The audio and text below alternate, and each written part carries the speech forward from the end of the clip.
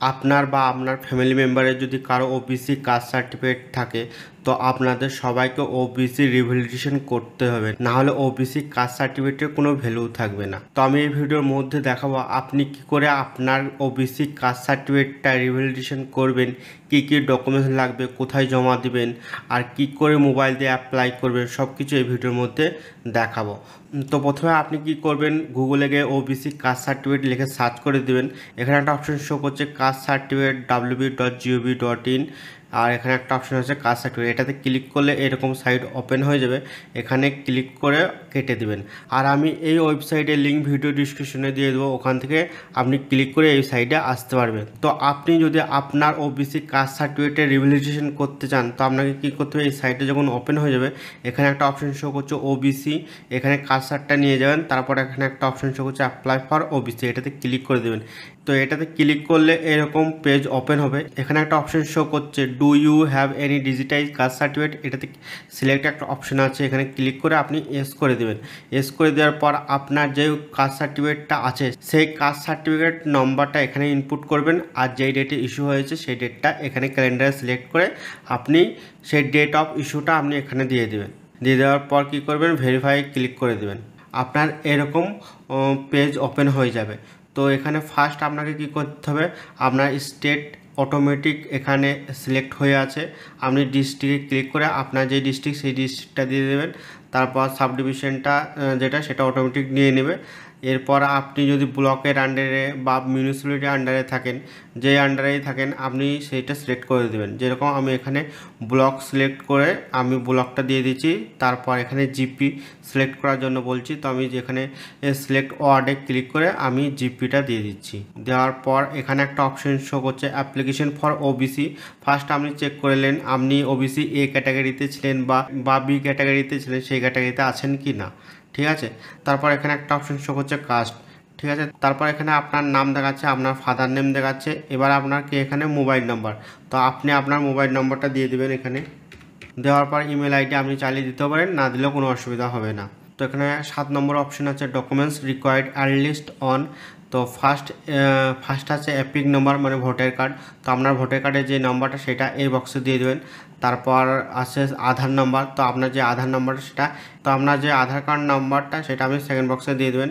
তারপর আপনার যে খাদ্যসাথী কার্ডটা কোন ক্যাটাগরিতে সেটা সিলেক্ট করবেন, খাদ্যসাথী নম্বর এই বক্সে দিয়ে দেবেন।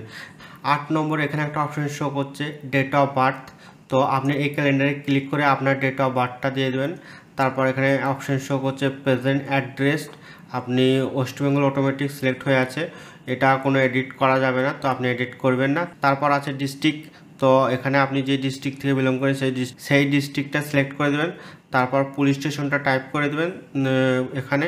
তারপর জিপি বা ওয়ার্ড, আপনার যদি ওয়ার্ড নম্বর থাকে তাহলে ওয়ার্ড নম্বর দিয়ে দেবেন, আর বা আপনি যদি জিপির মধ্যে বসবাস করেন তার যে জিপির মধ্যে বসবাস করেন সেই জিপিটা এখানে টাইপ করে দেবেন।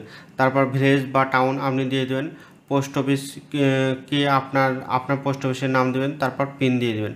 তারপর 9 নম্বরে এটা অটোমেটিক ফিল আপ হয়ে আছে, এটা কোনো ফিল আপ করতে হবে। তারপর 10 নম্বর আপনার ধর্ম কী সেটা আপনি দিয়ে দেবেন। দেওয়ার পর আপনি যারা অ্যাপ্লিকেশন করছেন বা আপনি যদি অ্যাপ্লিকেশন করে থাকেন আপনি মেল না ফিমেল সেটা আপনি এই বক্সে ক্লিক করে আপনি সিলেক্ট করে দেবেন।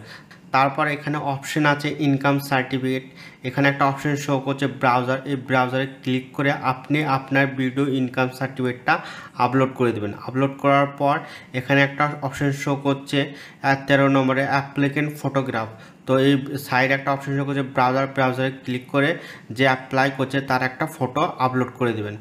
আপলোড করার পর এখানে 14 নম্বরে অপশন আছে সার্ভিস ডিটেলস অফ ফাদার, এখানে একটা অপশন শো করছে type of organisation select from the list, এটাতে ক্লিক করে আপনার যে ফাদার কি করে সেটা আপনি সিলেক্ট করে দেবেন। এখানে আমি এটা সিলেক্ট করছি। দ্বিতীয়ত এখানে সার্ভিস অফ ডিটেলস মাদার, তো এখানে সিলেক্ট করে আপনার মা যা করে সেটা আপনি সিলেক্ট করে দেবেন। তারপর এই বি সেকশনে আপনি চাইলে ফিল আপ করতে পারেন, না ফিল আপ করলে কোনো প্রবলেম হবে না, ঠিক আছে। তারপর আপনার ফাদার ইনকাম কত অ্যানুয়াল বা মাদারের ইনকাম কত অ্যানুয়াল সেটা আপনি এখানে ইনপুট করে দেবেন। করার পর এখানে একটা অপশন শো করছে সাবমিট, এই সাবমিটে ক্লিক করে দেবেন। সাবমিটে ক্লিক করে দিলে আপনার একটু টাইম নেবে, টাইম নেওয়ার পর আপনার অ্যাপ্লিকেশনটা সাবমিট হয়ে যাবে। তো আপনার অ্যাপ্লিকেশনটা যখন সাকসেসফুলি সাবমিট হয়ে যাবে, এখানে একটা অপশন শো করবে your application has been submitted successfully দেখাবে, আর অ্যাপ্লিকেশন নাম্বারটা এখানে শো করে দেবে।